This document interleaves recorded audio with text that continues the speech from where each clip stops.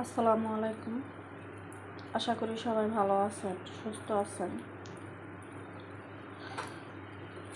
তা ডিম ভাজতেছি।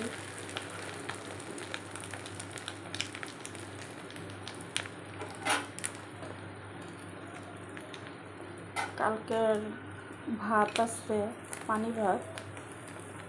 তো ভাবলাম ডিম ভাজি।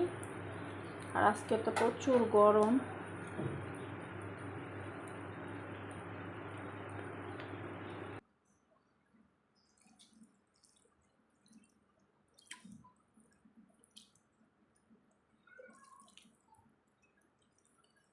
এত গরম পড়ছে,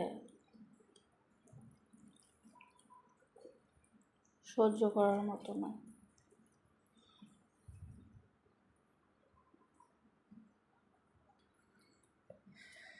কালকে রাত্রে ঘুম কম হয়েছে, কারণ সবাই তো জানেন যে গতকালকের যে ঘটনাটা,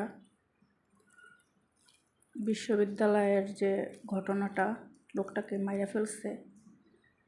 একটা মোবাইলের জন্য একটা মানুষকে মাইরা ফেলাইতে পারে, এটা ভাবলেই মানে কি বলবো, ভাষা নাই, বলার কোনো ভাষা নাই। মানুষ কতটা নিচে নামতে পারে। মোবাইল যদি উনি নিয়েও থাকে, ওনাকে আইনের হাতে তুলে দেখ, দুইটা চর থাপ্পড় দেখ, একটা মানুষকে মাইরে ফেলাইতে হইব। তারপরে সবচাইতে যেটা দুঃখজনক, লোকটাকে ভাত খাওয়াইছে। আর লোকটা সরল মনে ভাত খাইছে। লোকটা চাউনিটা দেখেন। হ্যাঁ, উনি ভাবছে যে আমাকে ভাত খাওয়াইতেছে, ভাত খাওয়াই হয়তো ছাইরা দিব। হ্যাঁ, তো উনিও ভাত খাইছে। হ্যাঁ, ওনার জানা ছিল না যে ওরা ভাত খাওয়াইয়া, হ্যাঁ, তো ওরাই জীবন দিব, আবার ওরাই জীবন নিব, এরকম একটা ভাবতে পারেনি উনি।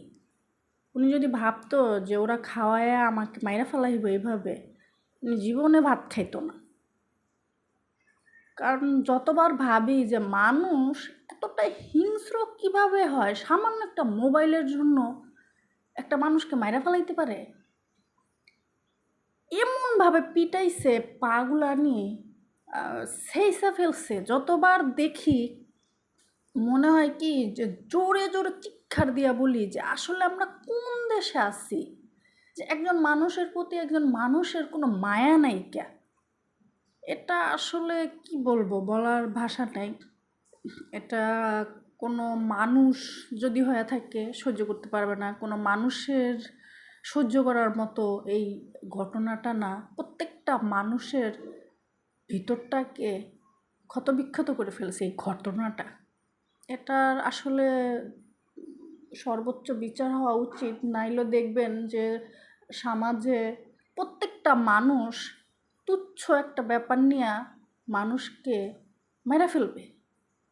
মারাটা এখন কোনো ব্যাপারই না, মনে হইতেছে মারাটা এখন পান্তা ভাত, যে ভাত রান্না করলাম, পানি দিলাম, ভাত হয়ে গেল। এটা কি হইতেছে দেশে?